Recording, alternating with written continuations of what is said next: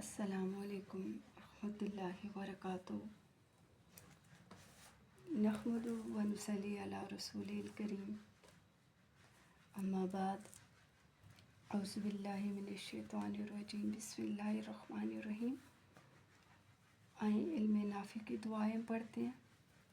رب اشرح لی صدری ویسر لی امری واحلل عقدۃ من لسانی یفقہوا قولی۔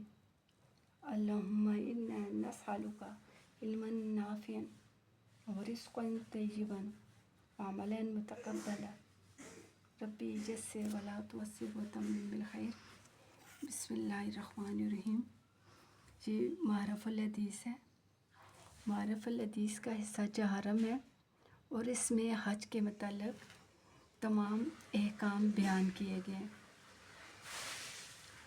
آج کا ہمارا جو لیکچر ہے وہ بیان ہے، وہ ہے وقوف عرفہ کی اہمیت اور فضیلت۔ حج کا سب سے اہم رکن 9 ذی الحج کو میدان عرفات کا وقوف ہے، یعنی وہاں ٹھہرنا۔ اگر یہ ایک لمحے کے لیے بھی نصیب ہو گیا تو حج قبول ہو جاتا ہے۔ اگر کسی وجہ سے حاجی 9 ذی الحجہ کے دن یا اس کے بعد آنے والی رات کے کسی حصے میں بھی عرفات میں نہ پہنچ سکے، اس کا حج فوت ہو جاتا ہے، یعنی وہ قبول نہیں ہوتا۔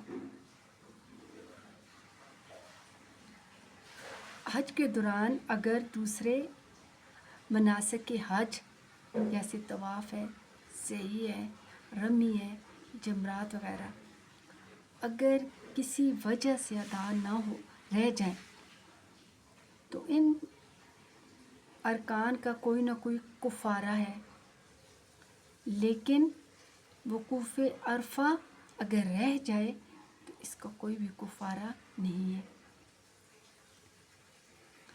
حدیث ہے، عن عبد الرحمن ابن یامرد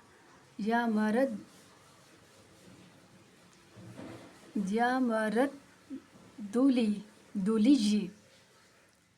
عبد الرحمن بن یامر دہلی سے روایت ہے، قال انہوں نے فرمایا، سمعت النبی صلی اللہ علیہ وسلم، میں نے نبی کریم صلی اللہ علیہ وسلم سے سنا، یقول، وہ فرماتے تھے، الحج حج،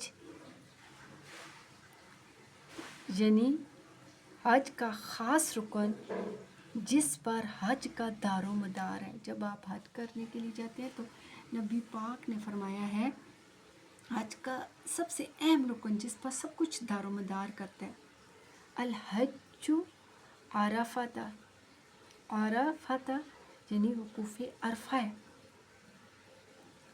من جو حاجی ادرک عرفۃ، مزدلفہ والی رات، عرفۃ لیلۃ یعنی 9 اور 10 ذی الحج کو،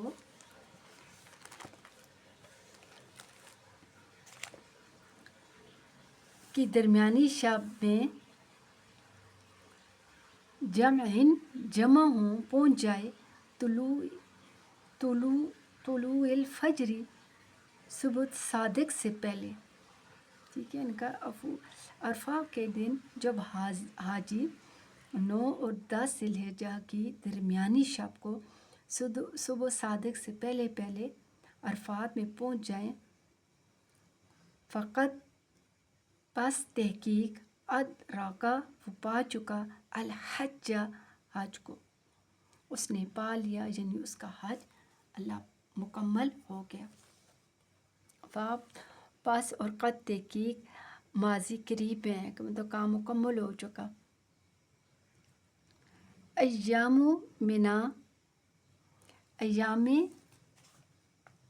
منا یعنی نہر 10 ذی الحجہ کے بعد، نہر کہتے ہیں قربانی کو، ثلاثۃ 3 دن ہے، پس من جس نے تعجل جلدی کی،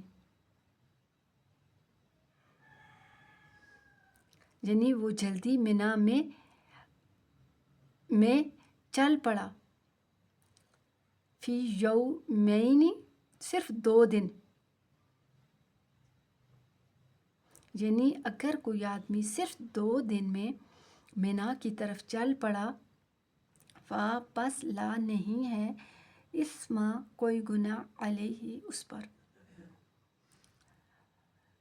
ومن اور جو کوئی شخص تأخرا مزید ٹھہرے، پس لا نہیں اسم کوئی گناہ علیہ اس پر۔ اس حدیث کی تشریح یہ ہے کہ چونکہ وقوف عرفات پر حج کا دار و مدار ہے، اس میں اتنی وسعت رکھی گئی ہے کہ اگر کو بس اتنی سی وسعت ہے، کوئی آدمی 9 ذی الحج کے دن میں عرفات نہ پہنچ سکے جو وقوف کا اصل وقت ہے، اور اگلی رات کے کسی حصے میں پہنچ جائے تو اس کا وقوف ادا ہو جائے گا اور وہ حج سے محروم نہیں ہوگا۔ یعنی اس کی اتنی اہمیت ہے وقوف عرفہ کی کہ اگر آپ 9ویں کو نہیں پہنچ سکتے، اگلے دن رات میں کسی وقت پہنچ جائیں تو آپ کا حج قبول ہو جائے گا۔ یوم عرفہ کے بعد 10 ذی الحجہ کو یوم نحر ہے، 10 ذی الحجہ کو قربانی کی جاتی ہے، جس میں ایک جمرہ کی رمی اور قربانی اور حلق وغیرہ کے احرام کی پابندیاں ختم ہو جاتی ہیں۔ جب آپ قربانی کرتے ہیں، رمی کرتے ہیں، سار وغیرہ منڈواتے ہیں تو احرام کی پابندیاں اس وقت ختم ہو جاتی ہیں، اور اسی دن مکہ جا کر طواف زیارت کرنا ہوتا ہے۔ اسی دن آپ جائیں گے طواف کریں گے۔ اس کے بعد منا میں زیادہ سے زیادہ 3 دن اور کم سے کم 2 دن ٹھہر کر تینوں جمروں پر کنکریاں مارنا مناسک میں ہے۔ طواف کریں گے، اس کے بعد منا مرضی 2 دن رکتے ہیں آپ، 3 دن رکتے ہیں، اور ٹھہر کر آپ کنکریاں ماریں گے۔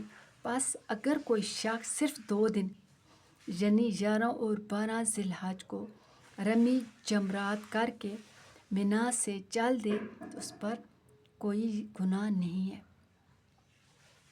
اور اگر کوئی شخص 13 کو بھی رکتا ہے ذی الحجہ کو تو رمی کرتا ہے تو یہ بھی اس پر جائز ہے، اس میں بھی کوئی گناہ اس پر نہیں ہے۔